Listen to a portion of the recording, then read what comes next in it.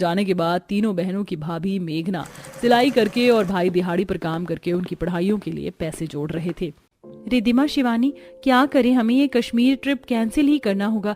भाभी तो खुद प्रेग्नेंट है, उन्हें तो खुद पैसों की और अच्छे खान पान की जरूरत है। अगर हमने उनसे कपड़े की डिमांड करी तो वो परेशान हो जाएंगी। तीनों बहन कोचिंग से घर आती हैं। रिद्धिमा, ये देखो, मैं कोचिंग से ये ऑल अबाउट कश्मीर की मैगजीन लेकर आई हूँ। देखो, इसमें दिखा रखा है कि कश्मीरी लोग कैसे कपड़े पहनते हैं। ओहो, ये तो बहुत सुंदर लग रहे हैं। सुनो, फटाफट खाना खा लेते हैं वरना भाभी गुस्सा करेंगी। मैगजीन बाद में देखेंगे। मेघना सबके लिए खाना परोसती है। गोपाल जी, आज कुछ दिहाड़ी मिली है आपको?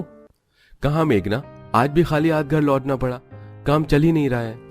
अब सभी लोग खाना खाकर आराम करने लगते हैं। मेघना भी आराम करने लगती है कि तभी मेज पर रखे एक मैगजीन पर उसकी नजर पड़ती है।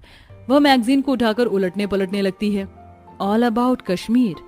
अच्छा, तो ऐसे दिखते हैं कश्मीरी लोग और ऐसे होते हैं उनके पहनावे। ये तो वेलवेट का कपड़ा लगता है। मार्केट में पता करना पड़ेगा कि इसकी कीमत क्या है। अगले दिन सुबह वैष्णवी, रिद्धिमा, शिवानी अपने गवर्नमेंट इंस्टीट्यूट पहुंचती हैं। वहीं दूसरी तरफ मेघना बाजारों में जाकर वेलवेट कपड़ों की कीमत पूछती है। भाई साहब, ये वेलवेट का कपड़ा कितने रुपए मीटर है? मैडम, ये वेलवेट का कपड़ा है, 500 रुपए मीटर है। आप बताओ आपको कितना चाहिए? नहीं नहीं भैया, ये तो बहुत महंगा है। इतने दाम में मैं ये कपड़ा नहीं खरीद पाऊंगी। मैं कहीं और पता करती हूँ। मेघना बाजार में कई जगह पता करती है, लेकिन कपड़ों की कीमत ज्यादा होने की वजह से वो उन्हें खरीद नहीं पाती और थक हार के वापस घर लौटती है। कहीं कुछ नहीं मिला। अब एक बार अपनी ये अलमारी ही खोल कर देखती हूँ, क्या पता कुछ मिल जाए।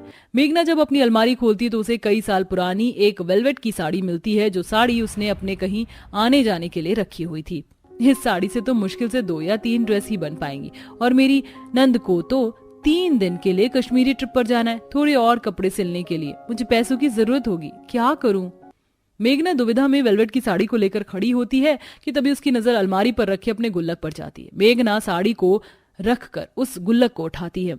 वैसे तो ये पैसे मैं अपनी गोद भराई के लिए जमा कर रही थी, लेकिन अभी मुझे मेरी नंद का सपना पूरा करना ज्यादा जरूरी लग रहा है। अगर माँ जी होती तो वो भी यही करती। इतना कहकर मेघना गुल्लक को फोड़ देती है और उन पैसों से कुछ और कपड़े खरीद कर लेकर आती है। अब मेघना अपनी तीनों नंद के कोचिंग चले जाने पर अकेले घर में बैठकर उनकी कश्मीरी ड्रेस को सिला करती थी। देखते ही देखते वह कई तरह के ड्रेस, जैसे Kashmiri dress, gown, salwar suit सिलकर तैयार कर लेती है। ऐसे ही कुछ दिन गुजरते हैं और एक रात मेघना कहती है, और तुम्हारे कश्मीर जाने वाली ट्रिप का क्या हुआ?